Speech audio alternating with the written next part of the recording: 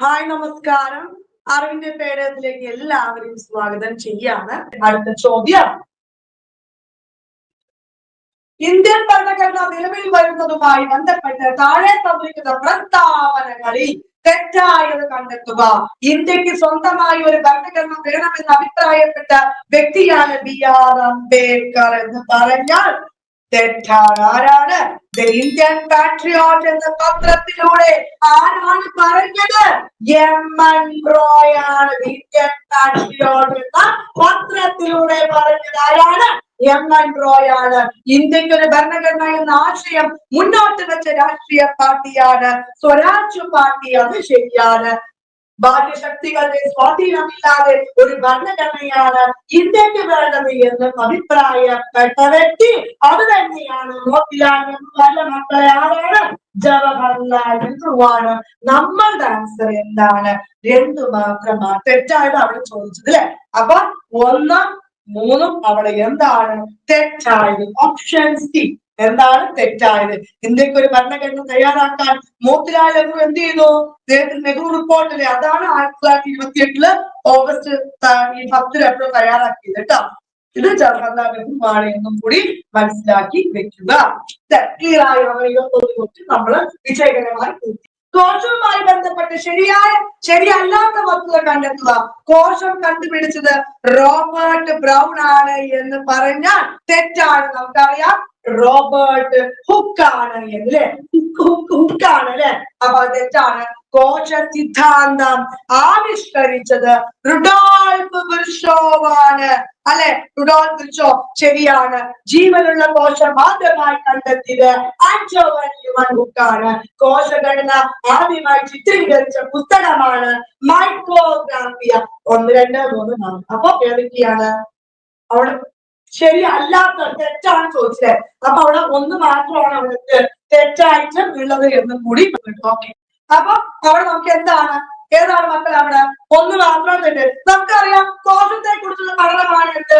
Cytology എന്നറിയാം. കലകളെ കുറിച്ചുള്ള പഠനമാണ് നമുക്കറിയാം ഹിസ്റ്റോളജി എന്നറിയാം അല്ലെ. അപ്പൊ കോശത്തെ കുറിച്ചുള്ള പഠനമാണ് സൈറ്റോളജി, കലകളെ കുറിച്ചുള്ള പഠനമാണ് ഹിസ്റ്റോളജി അല്ലെ. സൈറ്റോളജിയുടെ പിതാവ് എന്നറിയപ്പെടുന്ന വ്യക്തിയാണ് ആര്?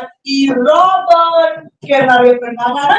റോബർട്ട് ഹുക്ക് എന്ന് കൂടി ഓർത്തു വയ്ക്കുക. കോശ മർമ്മം കണ്ടെത്തിയ വ്യക്തിയാണ്, കോശത്തിന് മർമ്മമുണ്ട് അത് കണ്ടെത്തിയ വ്യക്തിയാണ് ആര്? റോബർട്ട് ബ്രൗൺ എന്ന് മനസ്സിലാക്കുക. സസ്യകോശം കണ്ടെത്തിയത് ശ്ലീഡനും ജന്തുകോശം കണ്ടെത്തിയ തിയോഡർ ഷാനുമാണ്. നിലവിലുള്ള കോശങ്ങളിൽ നിന്ന് മാത്രമേ പുതിയ കോശങ്ങളൊക്കെ ഉണ്ടാവുള്ളൂ എന്ന് പറഞ്ഞ വ്യക്തിയാണ് ആര്? ഈ റുഡോൾഫ് വിർഷോ. ആരാണ്? Rudolf Virchow. കോശ സിദ്ധാന്തം ബാധകമല്ലാത്തൊരു ജീവിവിഭാഗം എന്താണ്? വൈറസ് ആണ് അല്ലെ. മൈക്രോഗ്രാഫിയ എന്ന പുസ്തകം നമ്മൾ പറഞ്ഞു. അത് ആരാണ് രചിച്ചത് എന്നും കൂടി മനസ്സിലാക്കി വെക്കുക. അതാണ് റോബർട്ട് ഹുക്ക് എന്നും കൂടി മനസ്സിലാക്കുക.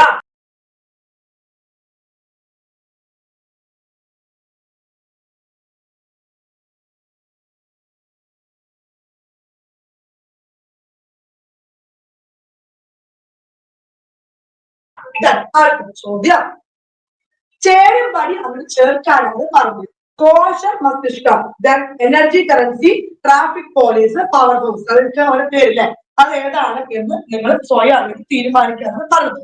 ശരി, ഞാനൊന്ന് ഹെൽപ്പ് ചെയ്യുന്നത് കേട്ടോ. അപ്പൊ കോശ മസ്തിഷ്കം എന്നാ നമുക്ക് നോക്കാം. ഏതാണ്? നമുക്കറിയാം തലച്ചോറ് എന്നാണ് ഉദ്ദേശിച്ചത്. നമുക്ക് ന്യൂക്ലിയസ് ആണ് എന്ന് പറയാം. എനർജി കറൻസി എന്ന് പറഞ്ഞാൽ ATP തന്മാത്രകളാണ് നമുക്കറിയാം. ട്രാഫിക് പോലീസ് എന്നറിയപ്പെടുന്ന ഗോൾജി കോംപ്ലക്സ് ആണ് അല്ലെ. അല്ലെ അല്ല അതന്നെയാണ്. പവർ ഹൗസ് ആണ് ഏത്? മൈറ്റോകോൺട്രിയ. നമുക്ക് ഇവിടെ ആൻസർ ചെയ്യാൻ പറ്റും ഏതാണ്? ഓപ്ഷൻ എ ആണ്. മാമിന് അപ്പൊ ഏതാ നമ്മൾ ആൻസർ? ഓപ്ഷൻ എ ആണ്. മനസ്സിലായില്ലേ? ആൻസർ ആയിട്ട് നമുക്ക് അവിടെ കിട്ടിയത് നമുക്ക് അറിയാം അല്ലെ. ഓക്കെ, അതുപോലെ തന്നെ ഈ പ്രൊകാരിയാറ്റിലത്തെ കോശങ്ങളുടെ വിഭജനം എങ്ങനെയാണ്? ദ്വിവിഭജനമാണ്. അതും കൂടി മനസ്സിലാക്കി വെക്കുക. കോശ വിഭജന ഫലമായിട്ട് ഉണ്ടാകുന്ന കോശം ഏതാണ്? പുത്രിയാ കോശം എന്നൊക്കെ അറിയപ്പെടില്ലേ? പിന്നെ പ്രത്യുൽപ്പന്ന കോശങ്ങളെ കോശ വിഭജനം എങ്ങനെയാണ്? അത് ഊനഭംഗമാണ്. ഊനഭംഗത്തിൽ ക്രമബന്ധത്തിലൂടെ ഉണ്ടാകുന്ന പുത്രിക കോശങ്ങൾ എത്രയാണ് പറഞ്ഞ കാര്യം കുറെ ഫിലിംസിലൊക്കെ 4 കേട്ടോ. എന്താണ് പുത്രിക കോശങ്ങൾ ഉണ്ടാകുന്ന പുതിയ കോശങ്ങൾ ഏതൊക്കെയാണ്? 4 ഓർത്തു വെക്കാം. ഏകകോശ ജീവികൾ പ്രത്യുൽപാദനത്തിൽ നിൽക്കുന്ന കോശ വിഭജന രീതി എങ്ങനെയാണ്? അത് ക്രമബന്ധമാണ് കേട്ടോ. ഏകകോശ ജീവിയാണെങ്കിൽ എന്താണ്? ക്രമബന്ധമാണ്. എന്നിട്ട് ആർക്കും കുറ്റം പറയുന്നത് നോക്കാം.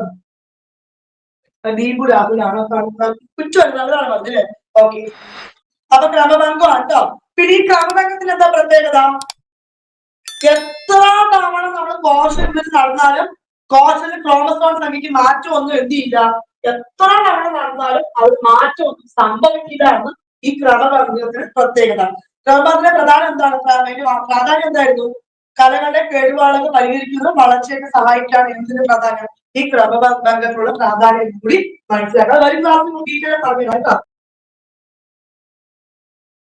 കോശങ്ങളുമായി ബന്ധപ്പെട്ട് വസ്തുക്കൾ പരിഹരിച്ച് തെറ്റായത് കണ്ടെത്തുക. കോശ ശ്വസനത്തിൽ 4 ഘട്ടങ്ങളാണ് ഉള്ളത് പറഞ്ഞാൽ തെറ്റല്ലേ? എത്ര ഘട്ടമുണ്ട്?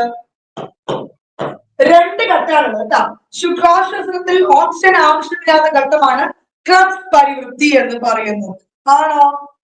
അല്ല, തെറ്റല്ലേ മക്കളെ? ഗ്ലൈക്കോസിസ് അല്ലേ? അത് അവിടെ തെറ്റാണ് അല്ലെ? ഗ്ലൈക്കോസിസ് ആണ്. കോശശ്വസനത്തിലെ ആദ്യ ഘട്ടമാണ് ഗ്ലൈക്കോസിസ്. ശരിയാണ്. കോശശ്വസന ഫലമായി ലഭിക്കുന്ന ഉൽപ്പന്നങ്ങളാണ് ജലം, CO2 അല്ലെ, കാർബൺ ഡയോക്സൈഡ്, ATP എന്നിവ പറഞ്ഞ് അത് നമുക്ക് അവിടെ അംഗീകരിച്ചു കൊടുക്കുക. അത് രണ്ടും ശരിയാണ്. നമ്മൾ ആൻസർ 3, 4 ശരി. അവിടെ തെറ്റായ ചോദിച്ചാൽ അപ്പൊ 1, 2 എന്താണ്? അവിടെ തെറ്റായത് 1, 2 തെറ്റാണ്. കോശത്തിൽ വെച്ച് ഗ്ലൂക്കോസിൽ നിന്ന് ഊർജ്ജം എന്ത് ചെയ്തു? സ്വതന്ത്രമാകുന്ന പ്രക്രിയയുണ്ട്. ആ പ്രക്രിയ പറയുന്ന പേരെന്താണ്? അതാണ് കോശ ശ്വസനം എന്ന് പറയുക അല്ലെ? ശരീരത്തിന് ഊർജം ലഭ്യമാകുന്ന പ്രധാന കോശ ഘടകമാണ് ഏതാണ്? അതാണ് എന്താണ്? ഗ്ലൂക്കോസ് എന്നും കൂടി മനസ്സിലാക്കി വെക്കുക. എന്താണ്? ഗ്ലൂക്കോസ് എന്നും കൂടി മനസ്സിലാക്കി വെക്കുക. കോശത്തിലെ 2 ഘട്ടങ്ങളാണ്. എന്താണ്? ഗ്ലൈക്കോസിസും അതുപോലെ ക്രബ്സ് പരിവൃത്തി അല്ലെ? ഗ്ലൈക്കോസിന്റെ അഭിമാനത്തെ ATP തന്മാത്രകളുടെ എണ്ണം എത്രയാണ്? 2. കോശത്തിൽ ഓക്സിജൻ ആവശ്യമായ ഘട്ടമാണ് ഏത്? ഈ ക്രബ്സ് പരിവൃത്തി എന്നും കൂടി മനസ്സിലാക്കുക. ഈ ക്രബ്സ് പരിവൃത്തിയിലൂടെ ലഭിക്കുന്ന ATP തന്മാത്രകളുടെ എണ്ണം 28 എന്നും കൂടി ഓർക്കുക.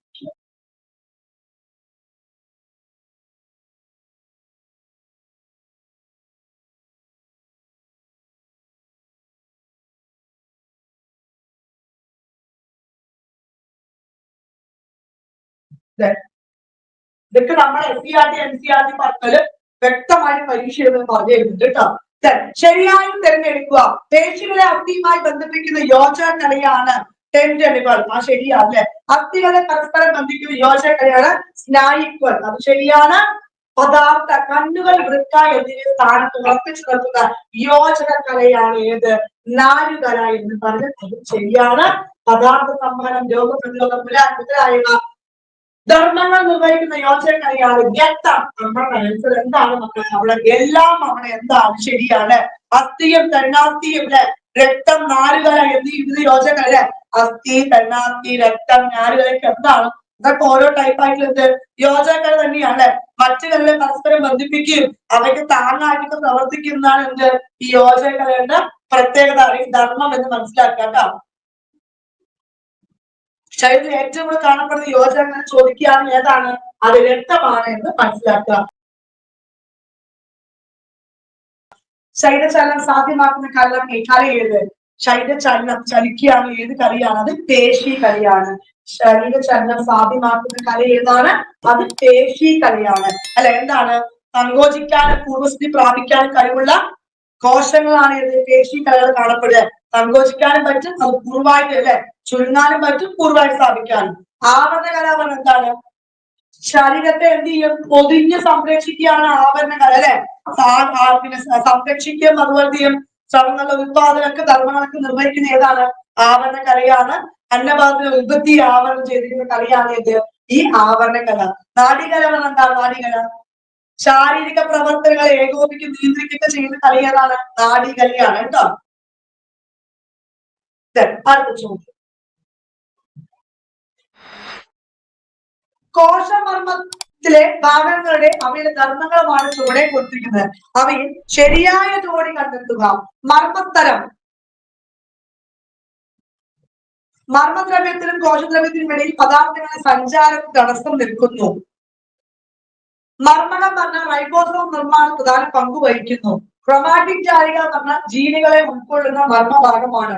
മർമ്മദ്രവ്യം പറഞ്ഞാൽ മർമ്മത്തിനകത്തേക്കും പുറത്തേക്കുമുള്ള പദാർത്ഥ സമ്പർക്കം സഹായിക്കുന്ന ഭാഗം. ഇതെല്ലാം നമുക്ക് ശരിയായിട്ടുള്ള ആൻസർ തന്നെയാണ് അല്ലെ? ശരിയല്ലേ? മർമ്മദ്രവ്യം എന്താണ്? മർമ്മത്തെ അല്ലെ ആവരണം ചെയ്ത് കാണപ്പെടുന്ന ഇരു പാളികളുടെ സ്ഥലമാണ് ഏത്? മർമ്മസ്ഥലം അല്ലെ? മർമ്മരന്ധ്രം എന്താണ്? മർമ്മസ്ഥലത്തിലെ സുഷിരങ്ങളാണ് ഏത്?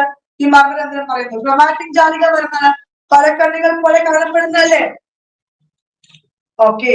അടുത്ത ചോദ്യം, താഴെ കൊടുത്തിരിക്കുന്ന പ്രസ്താവന വിലയിരുത്തി ശരിയായ പ്രസ്താവന തിരഞ്ഞെടുക്കുക.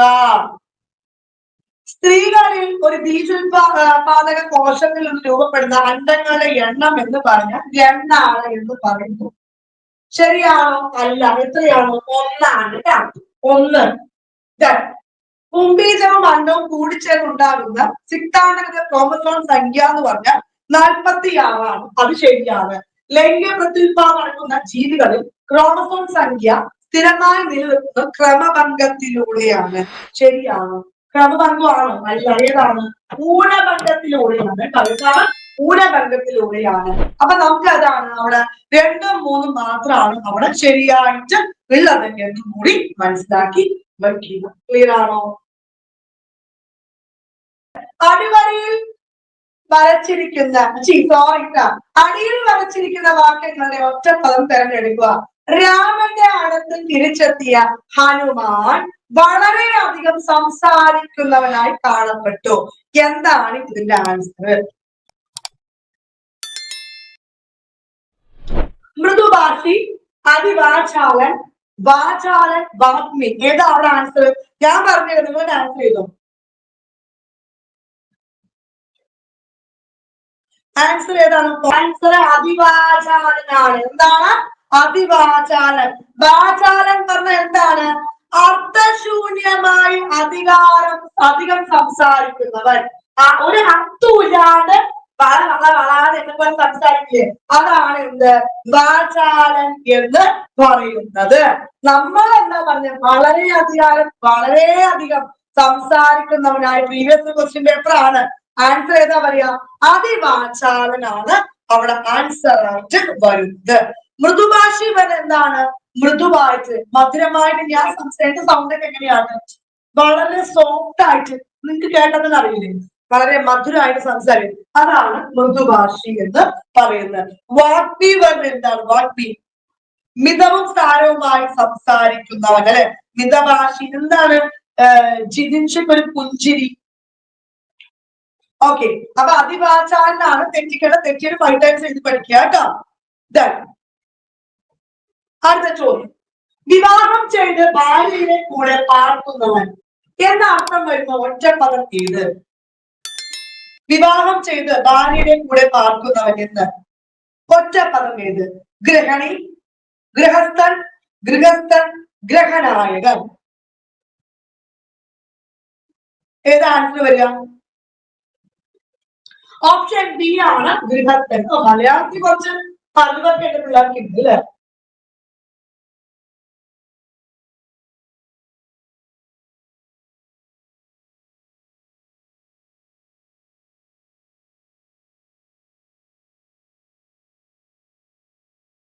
കുറ്റം പറയുക എന്ന പ്രയോഗത്തിന് സമാനമായ പദം എന്നെ എപ്പോഴും കുറ്റം പറയില്ലേ?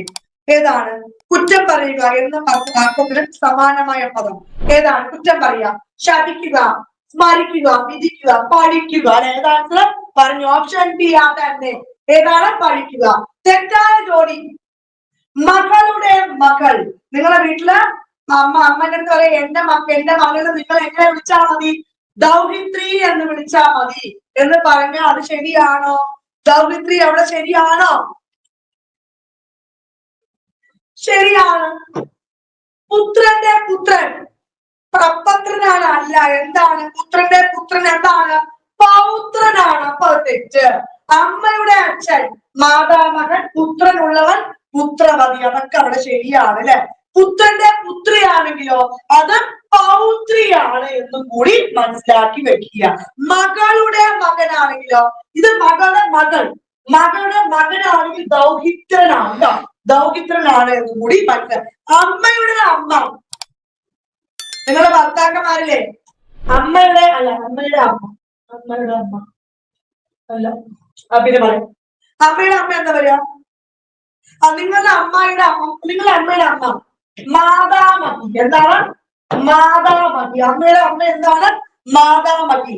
മകളുടെ ഭർത്താവ് മരുമകനെ എന്ന് വിളിക്കില്ലേ? അപ്പൊ എന്റെ ഭർത്താവിനെ എന്ത് വിളിക്കുക? മാതാവ് എന്ന് വിളിച്ചാൽ മതി പറയാണ്ട. ഇനി മരുമോൻ എന്ന് വിളിക്കേണ്ട, അമ്മ മാതാവ് എന്ന് വിളിച്ചാൽ മതി എന്ന് പറയുക. ഭാര്യയുടെ പിതാവ് അമ്മയച്ചാന്ന് വിളിക്കണ്ട, എന്ത് ശ്വശ്രൂരൻ എന്ന് വിളിച്ചാൽ മതി എന്നും കൂടി പറയുക കേട്ടോ. അല്ലല്ല, ഭാര്യയുടെ പിതാവാ ശ്വശ്രൂരൻ അല്ലെ, ശ്വശ്രൂരനാണെങ്കിലോ. സഹോദരി പുത്രനാണെങ്കിലോ, സഹോദരി പുത്രൻ, അത് ഭാഗിനേയൻ കേട്ടോ, ഭാഗിനേയനാണ്. സഹോദരി പുത്രൻ എന്താണ്? ഭാഗിനേയനാണ് എന്നും കൂടി മനസ്സിലാക്കി വെക്കുക കേട്ടോ. ഇതൊക്കെ നിങ്ങളുടെ ഫാമിലിയുമായി ബന്ധപ്പെട്ട് പഠിച്ചതൊന്നും മറക്കൂല. ജിജ്ഞാസ എന്ന പദത്തിന്റെ അർത്ഥം എന്ത്? ജിജ്ഞാസ പറയാൻ ആഗ്രഹിക്കുന്ന ആൾ, അറിയാൻ ആഗ്രഹിക്കുന്ന ആൾ, കാണാൻ ആഗ്രഹിക്കുന്ന ആൾ, പഠിക്കാൻ ആഗ്രഹിക്കുന്ന ആൾ. പഠിക്കാൻ ആഗ്രഹിക്കുന്ന ആൾ വരുമോ? എന്താ പറയാ? അറിയാൻ ആഗ്രഹിക്കുന്ന ആൾ വരും അല്ലെ. പറയാൻ ആഗ്രഹിക്കുന്ന ആൾ എന്താ പറയാ? എന്താ പറയാ? അത് വിവക്ഷ എന്ന് പറയും. പറയാൻ ആഗ്രഹിക്കുന്ന ആൾ എന്താ മക്കളെ? വിവക്ഷ. കാണാൻ ആഗ്രഹിക്കുന്ന ആൾ എന്താണ്? ദിദിക്ഷു എന്ന് പറയും. പഠിക്കാൻ ആഗ്രഹിക്കുന്ന ആൾ പറയാം പിപഠിഷു. എന്താണ്? പിപഠിഷു എന്ന് വരും. ഇന്ത്യയിൽ ദേശീയ വരുമാനം ആദ്യമായി കണക്കാക്കിയ വ്യക്തി ആര്? മലയാളം കഴിഞ്ഞു, അടുത്ത് പറയാണ്. ഇന്ത്യയിൽ ദേശീയ വരുമാനം ആദ്യമായി കണക്കാക്കിയ വ്യക്തി ആര്? ആരാ മക്കളെ? ദാദാഭായ് നവറോജിയാണ് അല്ലെ. ഇന്ത്യൻ സാമ്പത്തിക ശാസ്ത്രത്തിലെ പിതാവാണ് എന്ന് പറയുന്ന വ്യക്തിയാണ് ആര്? ദാദാഭായ് നവറോജി.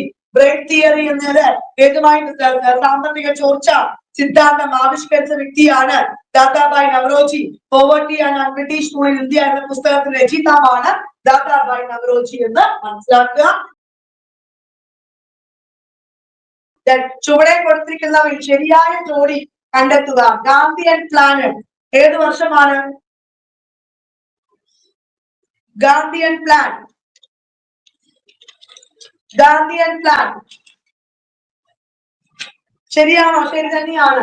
സർവോദയ പ്ലാൻ ജയപ്രകാശ് നാരായണന്റെ 1950 കേട്ടോ. അപ്പൊ തെറ്റാണ്. ജനകീയ പദ്ധതി അത് തെറ്റാണ്. 1945 ബോംബെ പ്ലാൻ ശരിയാണ് അല്ലെ. അപ്പൊ നമ്മുടെ ആൻസർ ഏതാണ്? 1ഉം 4ഉം അവിടെ എന്താ മക്കളെ? അവിടെ 1ഉം 4ഉം ശരിയാണ് അല്ലെ. ഗാന്ധിയൻ പ്ലാൻ 1944 അല്ലെ.